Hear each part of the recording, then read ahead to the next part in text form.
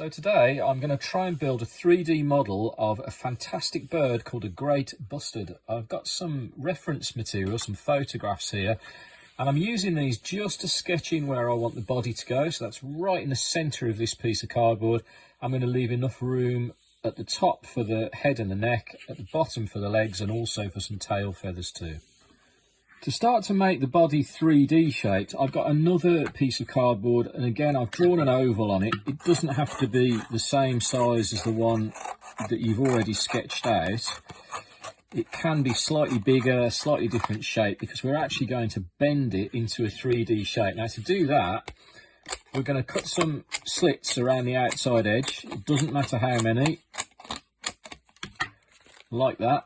And we're going to push those almost so it makes a little hill.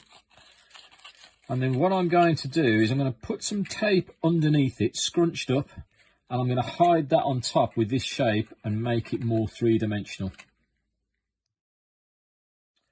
Okay, that's all fixed down. I've just used my pencil to sketch around the outside edge, just to make sure really that that is all pushed into place. And while I've got the pencil here, I'm going to just draw a circle where I want the head to go. There it is there. And then there's going to be a neck that joins that obviously back onto the body. So I'm just going to draw where that goes as well. So I'm actually going to make it loop around a little bit.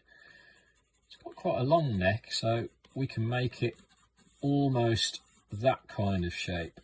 So now out of the scrap piece of card I've got left, I'm going to do the same kind of process that I did for the body to make a smaller head shape and also to make this neck shape.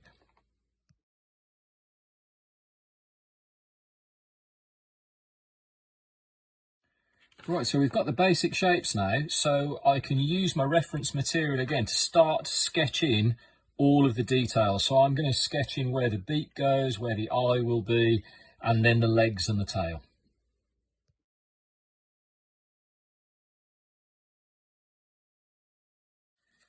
All these scrap bits of card I've got left over from the other bits of cutting, you can now use to start to build up some of these details. So I'm going to start off doing, I think, the beak first with some of these pieces, and then we'll have a go at some of the other feathers and use up as much of the leftover card as we can.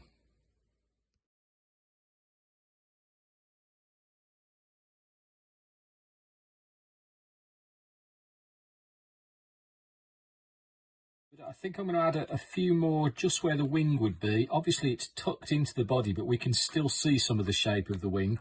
So we'll have a go at doing that as well.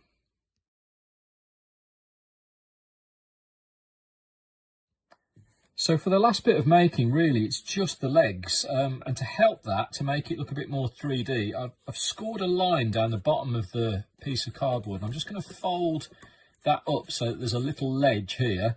And then we're going to try and build the legs so that it looks like the feet are resting down on that ledge.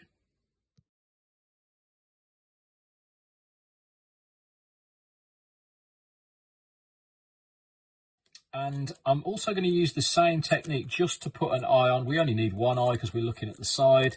So just roll up a bit of tape like that, squash it down, and then that's just going to fit on top there. And for the paper mache part on this, an old trick of mine, I'm going to tear off this top layer off the cardboard, just a scrap piece of cardboard that you've got. Tear that off. It doesn't matter if it rips up into smaller pieces. And then we're going to use it to paper mache, just with some watered down glue, onto those bits of tape that we don't want to see. So the bits that are hiding in the background. And we're just going to take each little bit. You can tear it up if you want to. Place it on and just glue it into place.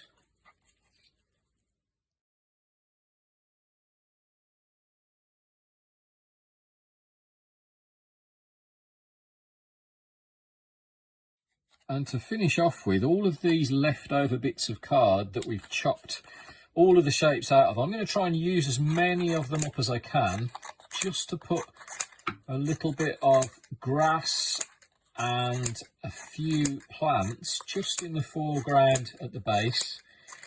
So to do this, I'm going to just chop these up into small pieces and then use the rest of the glue to fix those into place.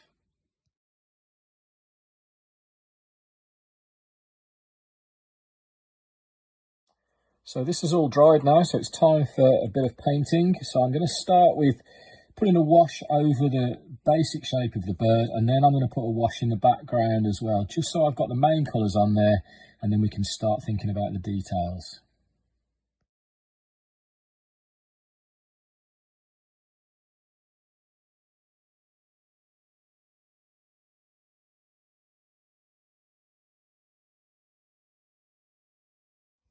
So now we can start adding on some details. I've got a couple of different size brushes so we can make some smaller marks. And I'm also going to use the brushes a little bit like printers. So I'm going to press some of the paint down to try and make some of the patterns that you can see actually on the bird's body and wings.